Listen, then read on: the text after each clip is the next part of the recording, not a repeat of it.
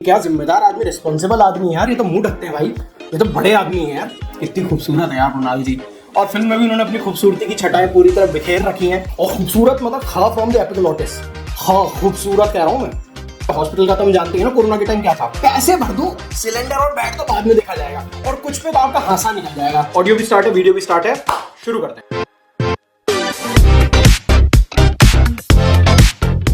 मैंने एक नई फिल्म देखी है, वो नहीं जो ट्रम्प और ईरान हमें रोज दिखा रहे हैं। थिएटर में लगी है इस हफ्ते। फिल्म का नाम है डकैत स्लैश डकॉइट।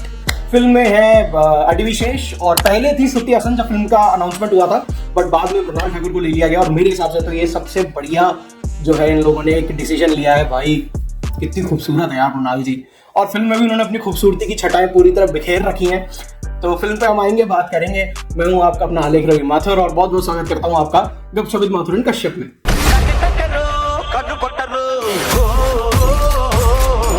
तो एक पैन इंडिया फिल्म है भाई डकैत, या डकॉइट। मैं डकैत बोल देता हूँ, डकॉइट मेरे मुंह से अच्छा नहीं लगेगा सुनने में ना, वो अलग सा एक्सेंट लगेगा। एक पैन इंडिया फिल्म है ये, बट फिल्म को ना डब नहीं किया गया है। फिल्म को दो अलग अलग भाषाओं में शूट किया गया। मतलब एक सीन पहले तेलुगु में शूट होता था, कट होने के बाद वही सीन हिंदी में शूट होता था। तो काफी एफर्ट इन्होंने डाले पिक्चर में। अगर थोड़े बहुत एफर्ट ये राइटिंग में भी डाल लेते। प्लॉट से शुरू करते हैं। तो फिल्म की कहानी बेसिकली एक प्रेमी युगल, प्रेमी जोड़े की है। हीरो का नाम है हरिदास, जिसको प्ले किया है अडी विशेष ने। हीरोइन का नाम है सरस्वती, ऑल्सो जूलियट, जो हरिदास उसे कहता है, जो कि प्ले किया मृणाल ठाकुर जी ने। कहानी शुरू होती है 2005 से। ये दोनों जो है समाज के अलग अलग जातियों से आते हैं। इनमें से एक यानी हमारे हीरो को पिछड़ी जाति वाला समझा जाता है। ऐसा मैं नहीं कह रहा हूँ, ना मैं इसमें बिलीव करता हूँ, बट फिल्म में ऐसा दिखाया गया है। अब क्योंकि वो पिछड़ी जाति से है, तो हीरोइन की शादी तो उससे उसके घर वाले होने नहीं देंगे।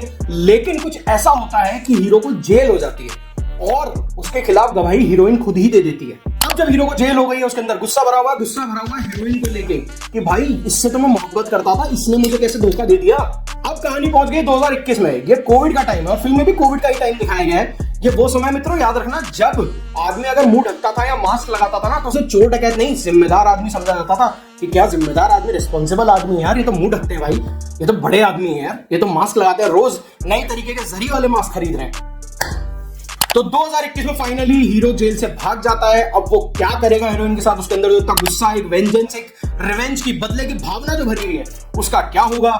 इस बीच में एक हॉस्पिटल का भी सीन है, जो कि हॉस्पिटल का तो हम जानते हैं ना, कोरोना के टाइम क्या था, पैसे भर दो, सिलेंडर और बेड तो बाद में देखा जाएगा। तो उस पर भी फिल्म तंज कसती है। उसके अलावा एक हार्ट ट्रांसप्लांट का भी सीन है। उसके अलावा कास्टिज्म पे भी बात की गई है। उसके अलावा एक डकैती भी प्लान हो रही है हॉस्पिटल के अंदर, क्योंकि हॉस्पिटल तो अंधा पैसा छाप रही थी ना भाई कोरोना के टाइम पे। तो पैसा कहां जाएगा, किसी डकैत की जेब में जाएगा, और क्या। अगेन ऐसा मैंने ऐसा फिल्म के लिए। तो इन सभी सब प्लॉट्स को आपस में जोड़ते हुए और इनको खत्म करते हुए फिल्म फाइनली अपने अंजाम तक पहुंचती है। अब कुल मिलाकर के बात यह है भाई कि फिल्म की राइटिंग में कच्ची है। जो कहानी है वो उतनी अच्छी नहीं है जितनी आप सोच के बैठोगे, जितनी आपको शुरू के आधे घंटे में लगेगी कि ये तो कुछ बहुत तगड़ा बोलने वाले। कहानी बहुत ओके है। It is the screen play जिसने जादू किया है। स्क्रीन प्ले एक्चुअली बहुत अच्छा लिखा हुआ है, आपको बांध के रखते हैं, एक के बाद एक लगातार ट्विस्ट एंड टर्न्स आते रहते हैं। कुछ ट्विस्ट एंड टर्न्स बहुत ओवर द टॉप है। आप ऐसे हो जाओगे कि यार ऐसे थोड़ी होता है यार, ठीक ठाक तो चल रहा था सब, ये क्या कर दिया तुमने। कुछ ट्विस्ट एंड टर्न्स आपको जेन्युइनली एंग्रॉस करके रखेंगे, और कुछ पे तो आपका हासा निकल जाएगा कि यार ये तो मेरे को पता ही था यार, इसको इतना क्या बिल्डअप कर रहे थे फालतू का। जो मेजर प्रॉब्लम मुझे लगी वो ये थी कि भाई कहानी में ना इतना कुछ भर लिया, इन्होंने अपनी थाली में इतना कुछ ले लिया कि इनमें समेटते समेटते इनको थोड़ी सी तकलीफ आने लग गई। वो आपको दिखेगा।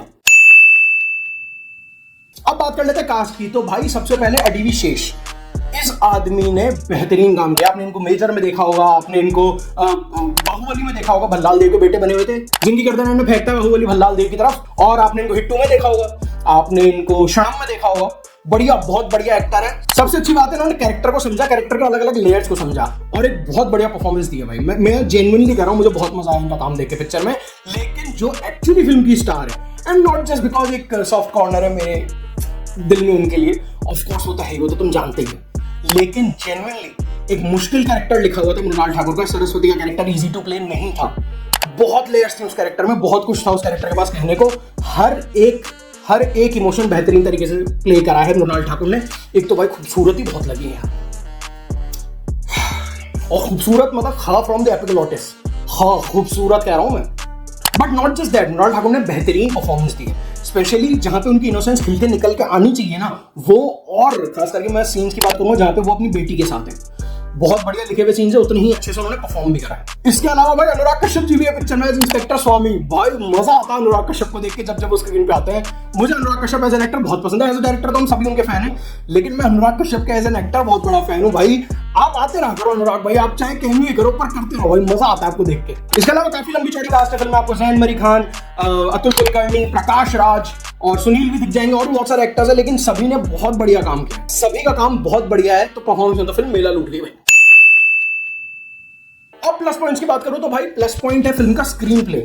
अडी विशेष जो फिल्म के हीरो हैं उन्होंने ही लिखा है, उस आदमी ने मेजर भी लिखी है, गूढ़ाचारी भी लिखी है, शाम जैसी फिल्में भी लिखी हैं, तो एक भरोसा है उस आदमी पे। कहानी में डगमगागा यस, लेकिन स्क्रीन प्ले उन्होंने और डायरेक्टर सनील देओल ने बहुत बढ़िया लिखा है। स्क्रीन प्ले बहुत बढ़िया, एक के बाद एक ट्विस्ट एंड टर्न्स आते रहते हैं जो आपको सीट से बांधे रखते हैं। परफॉर्मेंसेस फिल्म की बहुत बढ़िया है, बीजीएम फिल्म का बहुत बढ़िया, उन्होंने दम मस्त कलंदर यूज किया है नुसरत फतेह अली खान साहब का, बहुत सही इस्तेमाल किया उसका।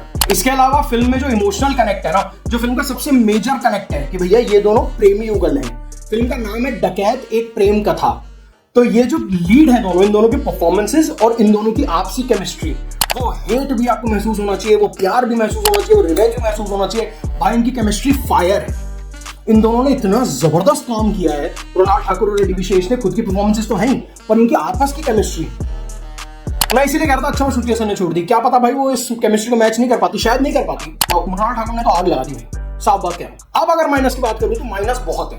फिल्म का डायरेक्शन वीक है, फिल्म की राइटिंग वीक है, कहानी कुछ नहीं है, बहुत सीधी सिंपल सी कहानी, जो स्क्रीन प्ले इतना अच्छे से लिखा गया, इतना ताना बाना बुना गया स्क्रीन प्ले के गिर कि वो आपको लगता है कुछ बहुत जबरदस्त है नहीं। डायरेक्शन बहुत वीक है। डायरेक्शन इस फिल्म, ये फिल्म अपना पोटेंशियल अचीव ही नहीं कर पाई। ये बहुत कुछ कर सकती थी, बहुत कुछ कह सकती थी, वहां तक इस फिल्म को डायरेक्टर लेके जा ही नहीं पाया। VFX हल्के हैं, फिल्म के VFX खास नहीं है, लोकेशंस खास नहीं है, मतलब फिल्म ना रिच नहीं लगती है देखने में, जो कि अडी विशेष की फिल्म में लगती है। तुम आज भी गूढ़ाचारी उठा के देखो भाई, उसका बजट कितना कम था, वो फिल्म देखने में कितनी बढ़िया लग रही थी। यहाँ पे वो मुझे तो महसूस नहीं हुआ। इसके अलावा म्यूजिक भी बहुत बड़ा माइनस है भाई। ये पवन सिंह और जोनिता गांधी को भी उठा ला है गाने में, आउट ऑफ नोवेयर वो गाना कहीं भी आता था टच बडी, लेकिन वो नहीं आया मेरे को तो मजा। उसके अलावा भी गाने कोई ऐसे खास थे नहीं, मतलब मैंने तो हिंदी में देखे, तो मैं हिंदी गानों का बता सकता हूँ, हो सकता है तेलुगु में अच्छे गाने, हिंदी में तो नहीं आया भाई मजा। ऑल्सो फिल्म लंबी भी महसूस होती है यार, एडिटिंग थोड़ी और टाइट होनी चाहिए थी। अब अगर फाइनल वर्डिक्ट की बात करूं तो भाई मैं फिल्म को ना, एक्चुअली मुझे ऐसी फिल्मों से थोड़ी सी कोफ्त होती है। ये बहुत अच्छी भी नहीं है, बहुत बुरी भी नहीं है, कहीं बीच में अटक गई। मतलब इस फिल्म में पोटेंशियल था, ये अचीव नहीं कर पाई उस पोटेंशियल को छू नहीं पाई। उसमें डायरेक्टर का बहुत बड़ा हाथ है उस कमजोरी में। मैं फिल्म को 3 स्टार दूंगा।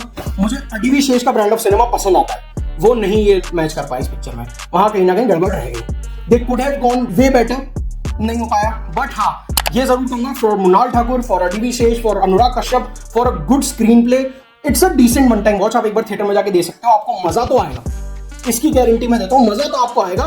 लेकिन हाँ, आप ये सोच के जाओगे इट्स अ मास्टरपीस, कुछ बहुत तगड़ा देखने को मिलेगा, थोड़ी एक्सपेक्टेशन लोअर कर लो। लेकिन एक्सपेक्टेशन हमारे चैनल से लगाए रखना भाई, हम एक के बाद एक कंटेंट लाते जा रहे हैं। अभी लास्ट वीडियो आपने गौतम भाई का देख ही लिया होगा, विकिल का उन्होंने वो किया है रिव्यू। बहुत जल्दी धुरंधर पर भी एक वीडियो आएगा, और एक हम फिर से एक सोशो पॉलिटिकल वीडियो प्लान कर रहे हैं। अगर आप लोगों को लगे कि हम क्रांतिकारी हो रहे हैं ज्यादा, तो थोड़ा सा कमेंट में हमें चमका देना, बाकी वीडियो का वेट कर लेना। अभी के लिए काम कर दो, चैनल को कर दो सब्सक्राइब, वीडियो कर दो लाइक शेयर कमेंट। मिलते हैं आपसे बहुत जल्दी। जय श्री राम, वंदे मातरम।